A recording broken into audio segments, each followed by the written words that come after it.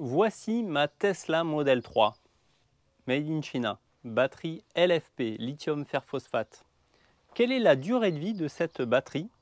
Est-ce qu'au bout de 150 000 km, je devrais changer cette batterie parce qu'elle sera morte? Je vous réponds dans cette vidéo. Je suis Marc, bienvenue sur Univers Tesla.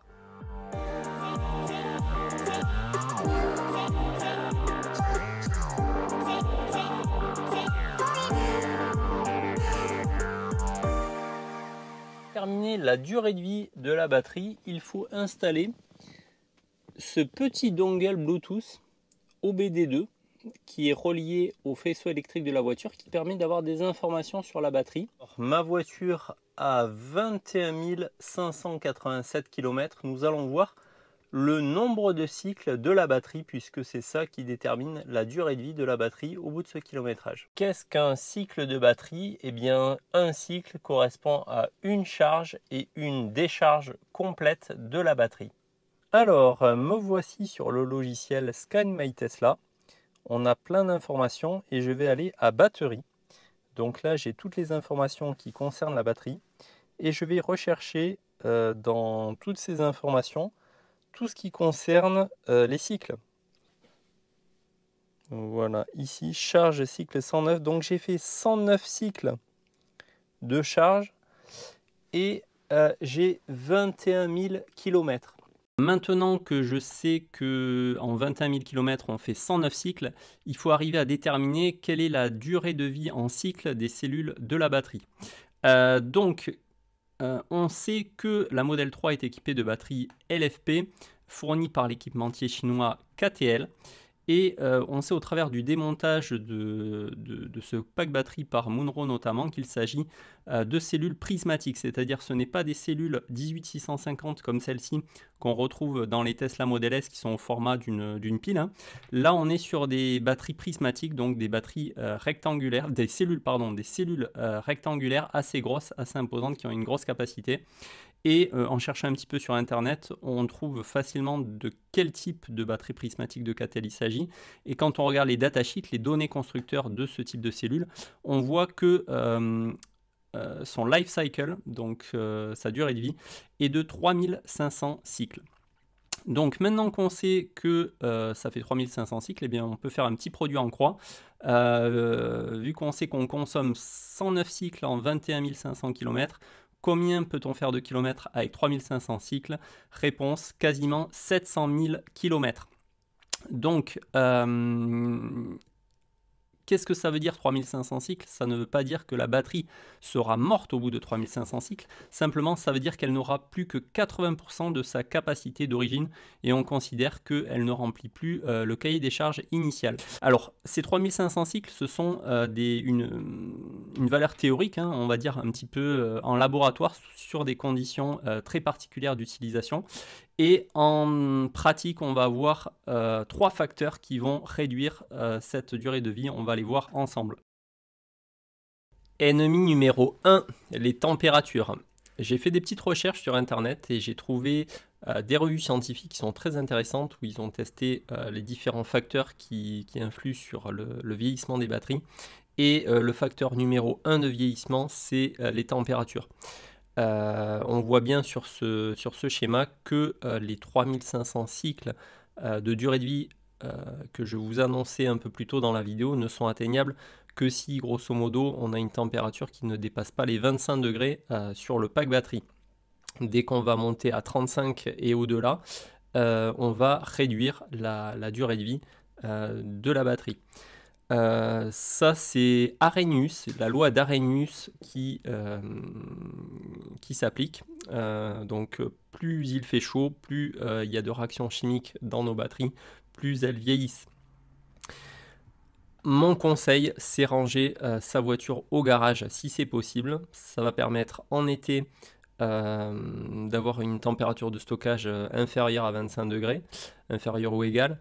Et l'hiver, on va avoir un petit 10-15 degrés qui est absolument idéal pour maintenir sa voiture en bonne santé, sa batterie en bonne santé. Ennemi numéro 2, les niveaux de charge. Alors toujours dans cette même revue scientifique, On voit des courbes très intéressantes qui montrent que finalement, si on charge de 0 à 100% ou de 40 à 100%, ça a peu d'influence sur la durée de vie de la batterie. C'est d'ailleurs ce que recommande Tesla sur une batterie LFP. On pourrait la charger à 100%, même au quotidien. Il n'y aurait pas tellement d'influence. Mais j'ai voulu un petit peu creuser ça et j'ai trouvé une étude faite par des chercheurs français qui est très intéressante puisqu'elle va un peu à l'encontre de ça et qui nous disent, ça va pas vraiment à l'encontre, c'est que eux ont pris en compte le vieillissement calendaire, alors que dans les études précédentes, ils faisaient de la charge et de la décharge en continu sans prendre en compte le temps. Et là, c'est intéressant. Ils nous disent un véhicule est garé 95% du temps. Donc c'est le vieillissement calendaire qu'il faut prendre en compte, c'est le temps. Et là, il se base sur la loi d'Henry Eyring, qui est une extension de la loi d'Arrhenius, qui intègre en plus le niveau de charge de la batterie, donc la température et le niveau de charge et aussi le temps. Et là, ça donne des résultats très intéressants. On voit que même sur une batterie LFP, le niveau de charge a une influence sur la durée de vie de la batterie dès lors qu'on rajoute le temps dans l'équation. Donc je suis rentré en contact avec ces chercheurs et je leur ai demandé quel est le conseil que je peux donner à mes abonnés pour maintenir leur batterie en bonne santé. Alors on a Serge Pellissier qui est directeur de recherche à l'université Gustave Eiffel de Paris qui me dit ne pas craindre de rouler avec une batterie peu chargée et pratiquer des recharges partielles le plus souvent. Il me dit aussi garder son état de charge moyen le plus bas possible, c'est-à-dire que s'il ne faut pas finalement charger à 100% au quotidien, il vaudrait mieux peut-être rester à 70% de niveau de charge et récupérer tous les jours ce qu'on a perdu pour aller par exemple au travail. Il me dit aussi, par rapport à la température, éviter de laisser sa voiture en plein soleil. Et là c'est important, surtout si la batterie est à 100% de charge. Ça c'est très très intéressant. Le niveau de charge est un facteur aggravant de la température. Ces propos m'ont été confirmés par téléphone par Pascal Venet, qui est professeur à l'Université de Lyon, chef de département GIM. Toujours chez nos chercheurs français, les bons conseils. Eduardo Redondo Iglesias de l'Université Gustave Eiffel de Paris. Il me dit décharger profondément la batterie pour être négatif sur son état de santé, donc ça on le savait, il faut éviter de descendre sous les 10% dans la mesure du possible, ou si on descend sous des 10%, ne pas rester avec ce niveau de charge bas, essayer de recharger le plus rapidement possible pour remonter son niveau de charge. Il nous dit aussi quelque chose de très intéressant, nous méconnaissons les effets de mettre la batterie à des températures très froides, donc je pense qu'il voulait dire à long terme.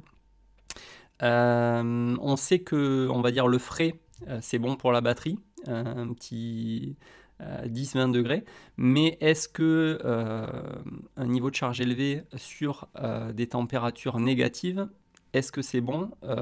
Pas forcément, donc c'est pour ça, il vaut peut-être mieux laisser sa voiture garée au garage été comme hiver.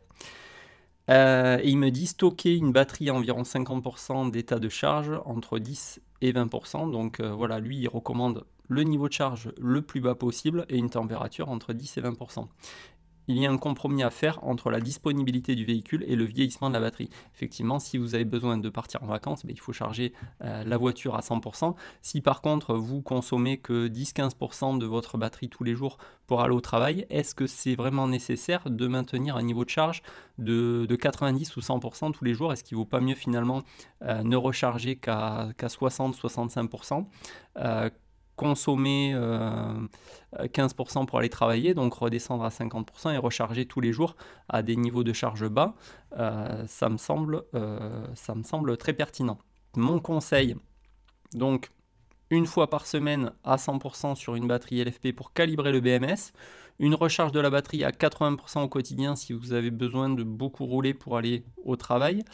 Et en cas de non-utilisation prolongée de la voiture, par exemple vous partez, je sais pas, l'été en vacances et vous avez eu la mauvaise idée de partir avec votre véhicule thermique, vous laissez votre Tesla à la maison, et bien dans ce cas, je vous conseille sur vos 3 semaines de vacances, de laisser la batterie à un niveau de charge de 50% et de laisser la voiture branchée au secteur parce qu'elle va avoir une petite consommation quand même, donc ça va permettre de maintenir la voiture à un niveau de charge de 50%. L'ennemi numéro 3, la puissance de charge et de décharge. Toujours dans mon étude que je citais au début de ma vidéo, on voit qu'une forte décharge ou une forte charge a une influence sur la durée de vie de la batterie. Donc on voit que tant qu'on ne dépasse pas sur une batterie de 55 kWh les 110 kW, il n'y a pas vraiment d'influence. Par contre, dès qu'on monte à 165 kW, donc à 3C, là, il y a un peu plus d'influence sur la durée de la batterie.